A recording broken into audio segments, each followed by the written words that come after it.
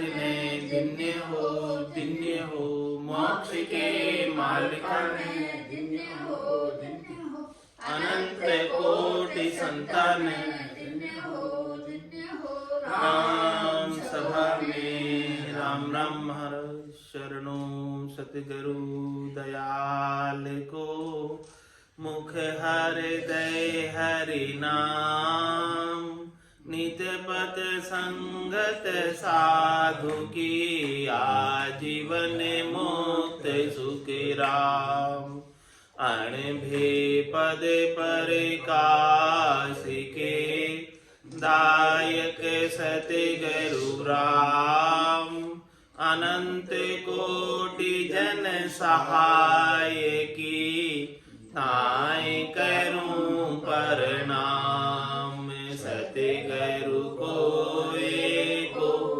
शब्द मन कोई लेवे मान तो सहज होते हैं संत दास मुश्किल सु आसान भक्ति भक्त भगवंत गुरु चतुर नाम बपुए जिनके पद रज परस नासत विघ्न सब धरती कागद करऊं सब वन कलम कटाय सात समुद्र शाही करऊं सतगुरु गुण लिखा न जाय राम राम राम राम राम राम राम।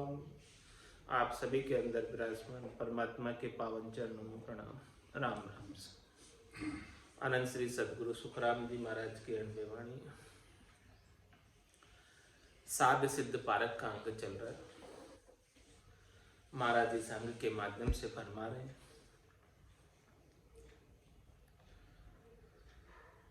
वेद विचार सो ऋषि की शरण ले राज की रीति सो भूप पासा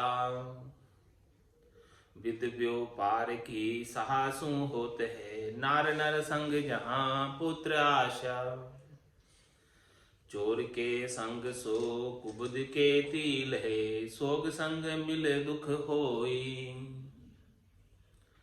वेद के संग जूं दर्द की पार खां औषधि संग मिले जान दोई बात जूं विगत सब की सब विस्तार है संग सा फूल फल खाई जाई दास सुख राम यूं संत की संगत सु रमता राम सु मिले माही। महाराज संगत का गुण बता रहे कि संगत का गुण कैसा है। जैसी जैसी संगत में बैठोगे वैसा वैसा गुण प्रकट जाएगा घट के भीतर। कंदली सीप भुजंग मुख स्वाति एक गुण तीन जैसी संगति बैठी है तैसो ही फल दी। जैसी जैसी संगति करेगा जीव वैसा वैसा उसे फल प्राप्त हो जाएगा। स्वाति नक्षत्र की बूंद तो एक ही है, निर्मल है एकदम, सफेद है एकदम।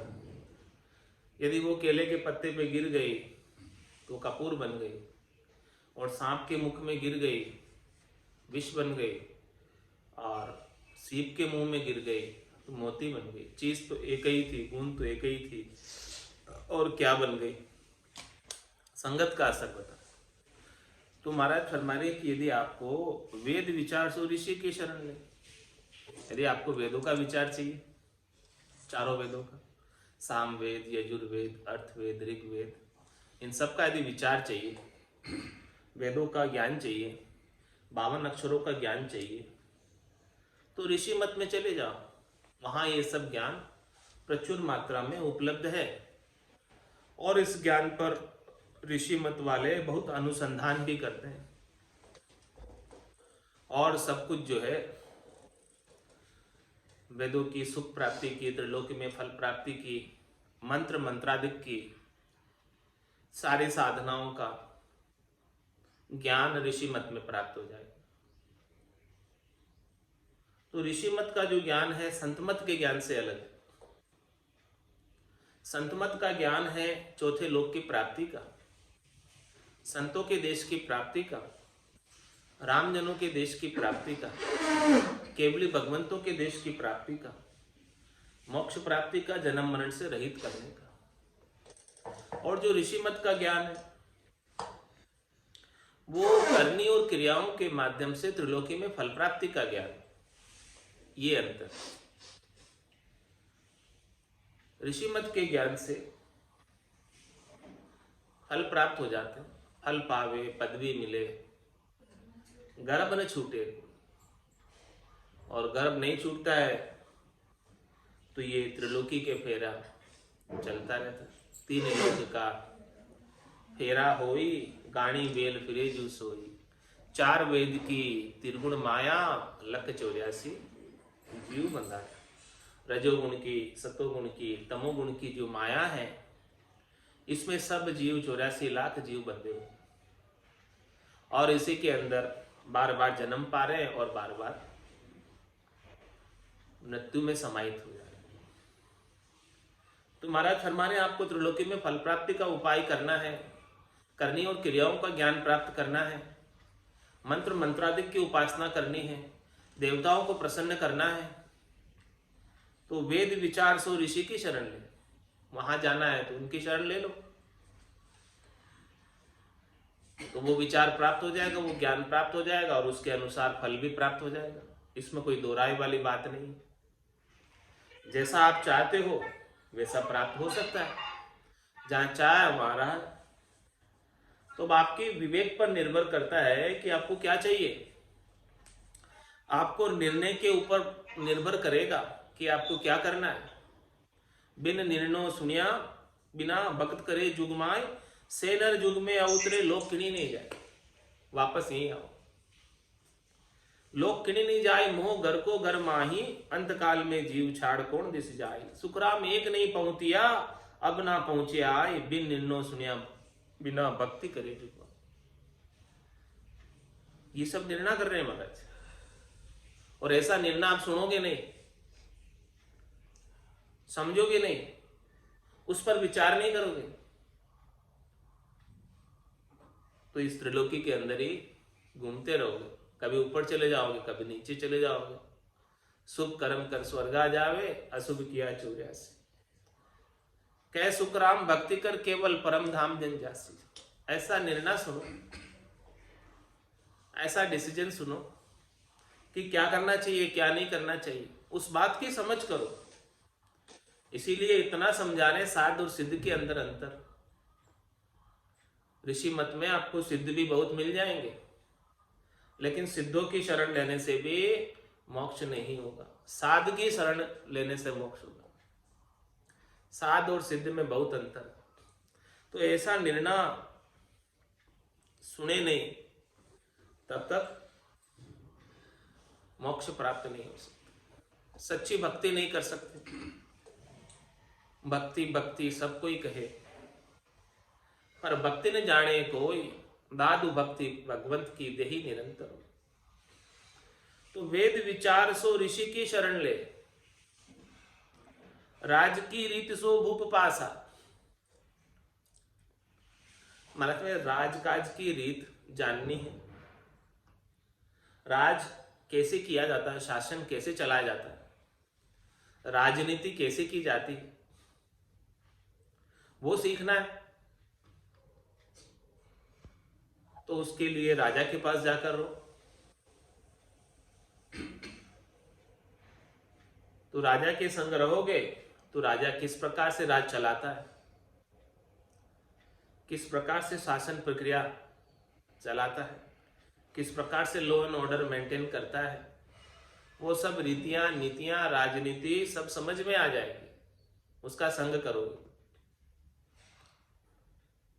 तो करना क्या है, उसका डिसीजन तो आपको करना है। और विद व्यापार के साहसु होते,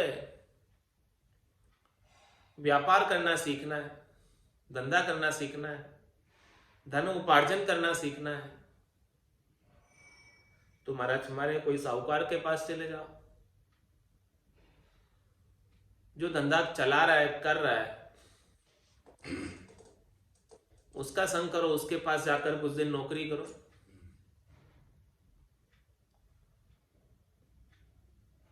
तो साहूकार आपको सब धंधे करने की कला सिखा देगा कि कैसे धंधा किया जाता है, धंधे में क्या ऊंच नीच है, क्या अच्छा बुरा है, किसमें लाभ हानि है, साहूकार सब समझा देगा। और जो ऐसा एक्सपीरियंस प्राप्त करके धंधा करेगा वो कभी फेल नहीं हो सकता। और बिना सीखे, बिना एक्सपीरियंस के धंधा कर ले तो कहीं ना कहीं चोट खा जाएगा, कहीं ना कहीं मात खा जाएगा, क्योंकि समझ नहीं है। बिना समझ के कुछ भी काम करोगे उसमें आप मात खा जाओगे। इसीलिए इतना समझा रहे महाराज कि समझो, भक्ति करना कोई आसान काम नहीं है, इसमें भी उतनी ही समझ चाहिए जितना धंधा करने में, धन उपार्जन में। धंधे में बिना समझ के धंधा करे तो नुकसान लग जाए, टोटा पड़ जाए, और फिर किसे बतावे और टोटे को कैसे पूरा करें। ऐसे ही भक्ति के अंदर बिना संतों के संग के, बिना केवली भगवंतों के ज्ञान का अनुसरण किए, बिना उनकी संगत किए यदि कोई भक्ति करता है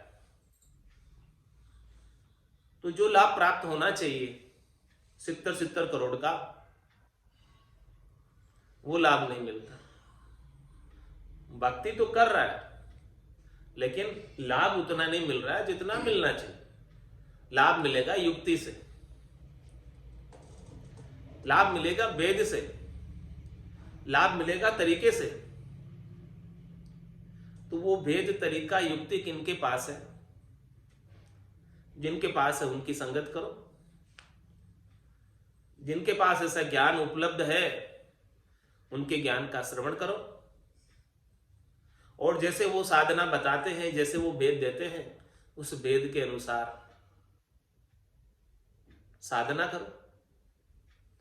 महाराज कहते हैं हमारे भी व्यापार है, जैसे साहूकार के व्यापार है वैसे हमारे भी व्यापार है, लेकिन हमारा धन जो है वो अमूलक धन है, साथ चलने वाला धन है। साहूकार का धन यहीं छूट जाने वाला है।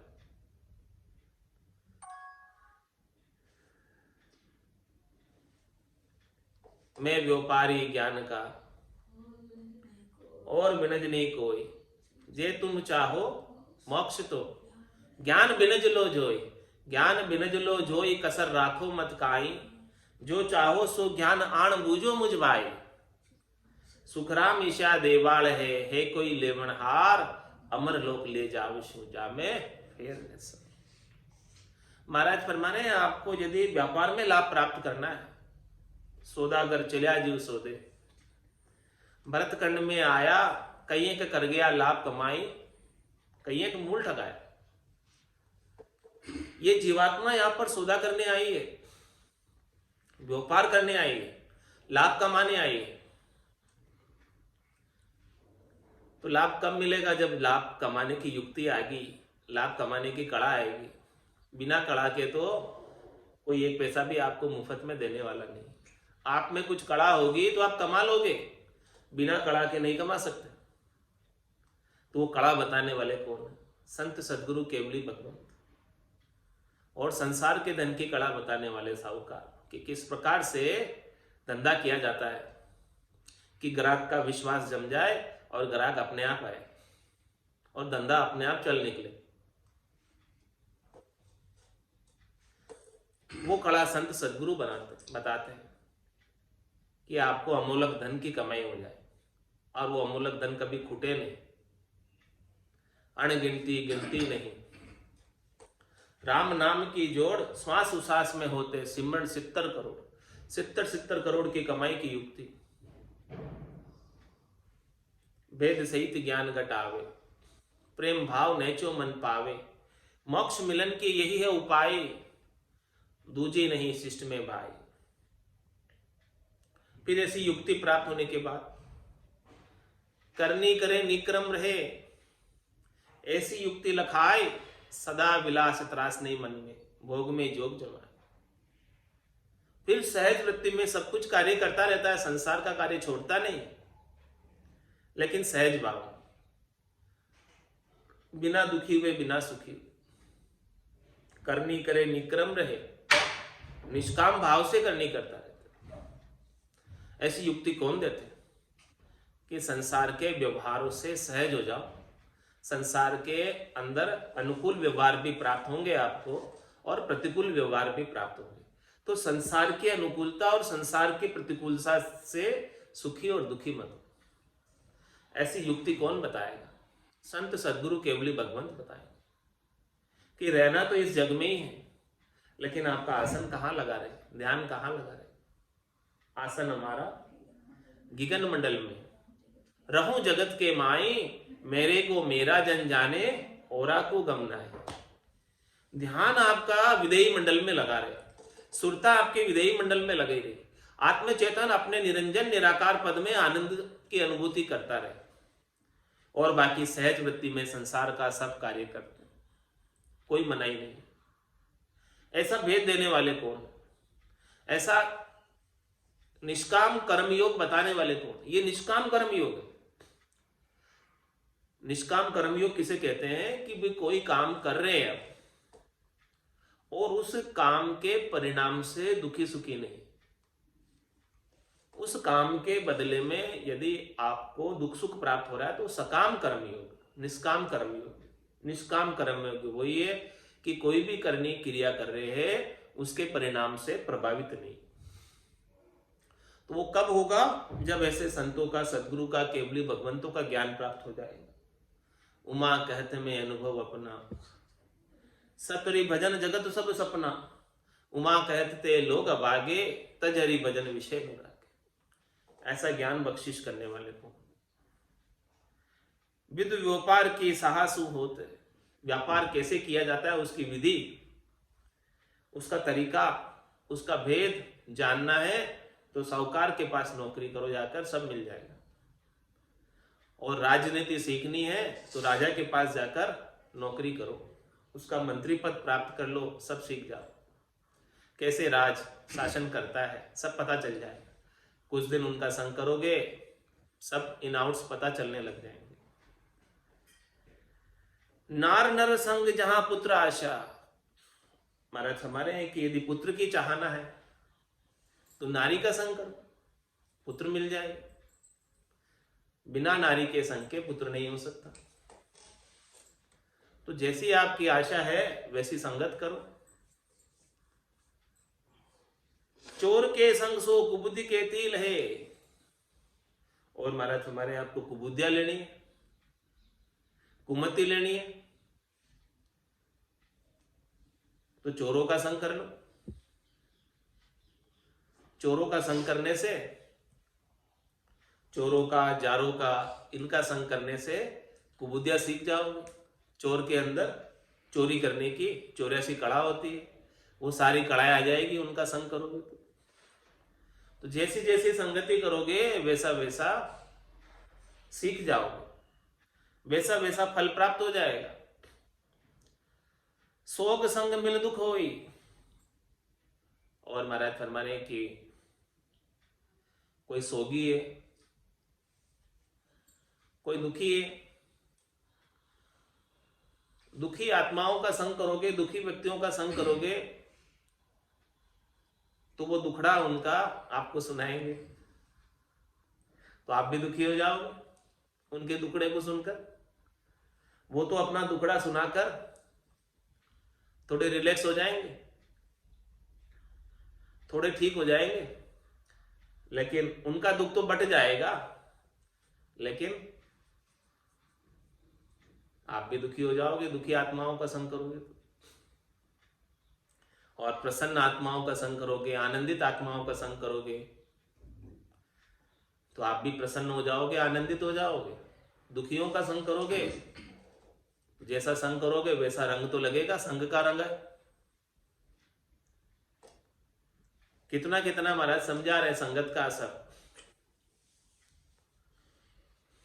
वेद के संग जो दर्द की पारखा, महाराज फरमाने आपके शरीर में कोई व्याधि है, शरीर में कोई रोग, उसका निदान कराना चाहते हो, उसका उपचार कराना चाहते हो, तो उसके लिए आपको डॉक्टर के पास जाना पड़ेगा। जो इस मामले में समझता है, होशियार है, चतुर है, विशेषज्ञ है, उसकी शरण लो जाकर, तो आपके रोग का, दर्द का निदान तुरंत कर देगा। और जो समझता नहीं वो उल्टी पुल्टी दवाएं देकर और रोग पैदा कर देगा। नीम हकीम खतरे की जान को खतरा हो जाएगा, नीम हकीम के पास चले जाओगे।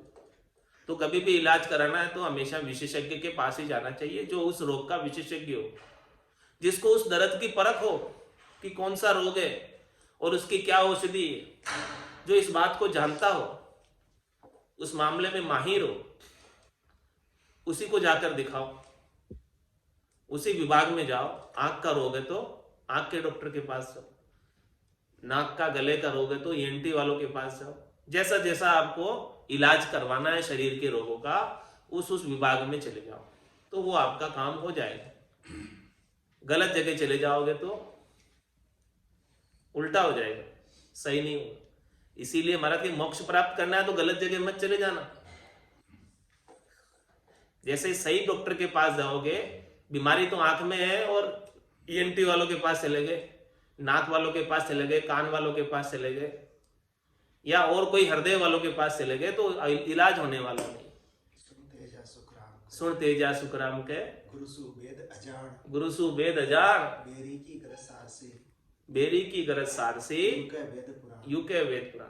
कहीं अजान वेद के पास चले जाओगे, अनजान वेद के पास, जो उस मामले में विशेषज्ञ नहीं है, तो वो क्या कार्य करेगा? बेरी का कार्य करेगा, शत्रु का कार्य करेगा, और ज्यादा नुकसान कर देगा लाभ करने की बजाय।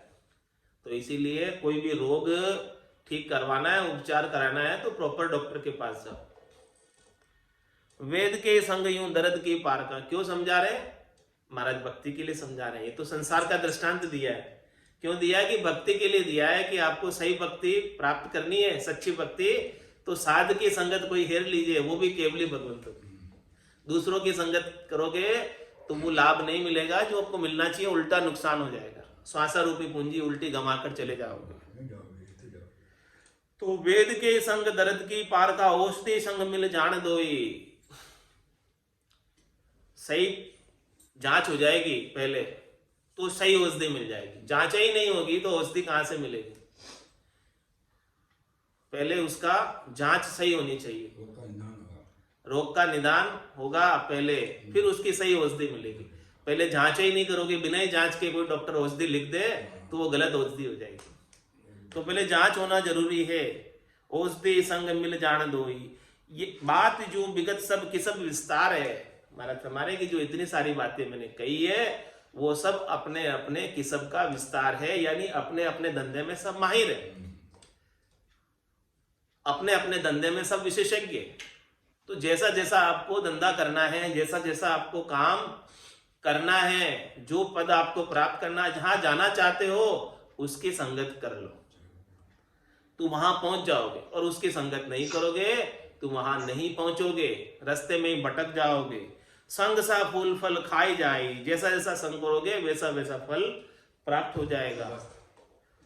दास सुखराम यूं संत की संगत सु रमता राम सु मिले माई। इस प्रकार से इतना दृष्टांत देकर महाराज ने समझाया साध सिद्ध पारक के अंग में, कि केवल और केवल संतों की संगत से ही राम जी मिल सकते हैं, और यही आपके घट के भीतर मिल सकते हैं। तन देवल बीच आत्म देवा, निर्गुण भक्ति भजन है बेवा।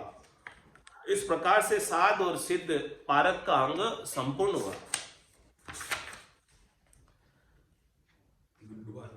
डूबा था धे माये नहीं तर डूबा था, मारा सते गरु काढ़्या आये नहीं तर डूबा था, मारा सिमर थे काढ़्या आये नहीं तर डूबा था।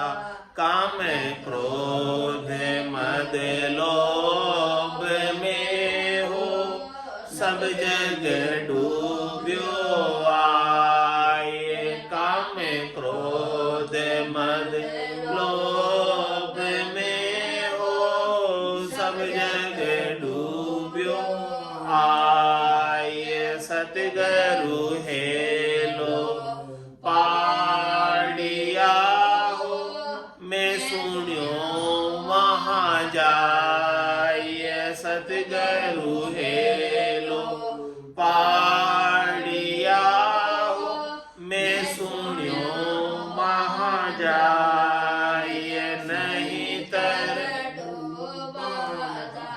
डूबा था धे माय नहीं तर डूबा था मारा सतगुरु काढ़िया आय नहीं तर डूबा था मारा सिमरथ काढ़िया आय नहीं तर डूबा था दोई ने जागरु लावियाओ पिंडी एक बनाए दोई ने जागरु लावियाओ पिंडी एक बनाए दोई नर लागा खेचने हो यो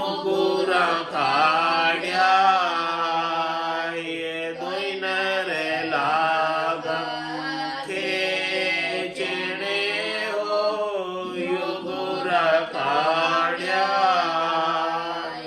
नहीं तर डूबा था दे माय नहीं तर डूबा था मारा सतगुरु काढ़िया आय नहीं तर डूबा था मारा सिमरथ काढ़िया आय नहीं तर डूबा था सहजा सहजा काढ़िया हो जतन किया बहु बार सहजा सहजा काढ़िया हो जतन किया बहु बार बलिहारी गुरुदेव की हो काढ़िया करे करे खाए बलिहारी गुरुदेव की हो काढ़िया करे करे खात नहीं तर डूबा था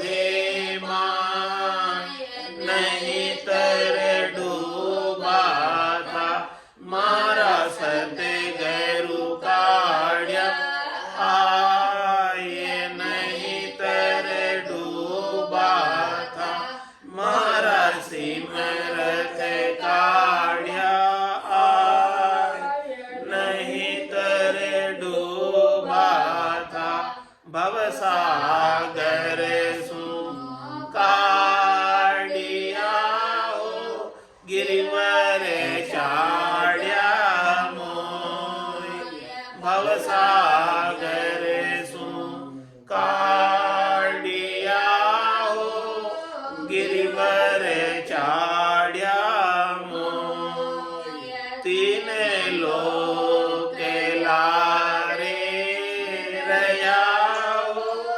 भवसागर क्या हो तीन लोक लारे रया हो भवसागर क्या हो नहीं तर डूबा था मारा सतगुरु काढ़िया आय नहीं तर डूबा था मारा सिमरथ काढ़िया आय नहीं तर डूबा था पुरुष दोला हुआ हो जान में देवे मोय पांच पुरुष दोला हुआ हो जान में देवे मोय सतगुरु वेद बताविया चढ़ा पिछाड़ी होय सतगुरु वेद बताविया चढ़ा पिछाड़ी होय नहीं तर डूबा था दे माय नहीं तर डूबा था मारा सतगुरु काढ़िया नहीं तर डूबा था मारा सिमरत काढ़िया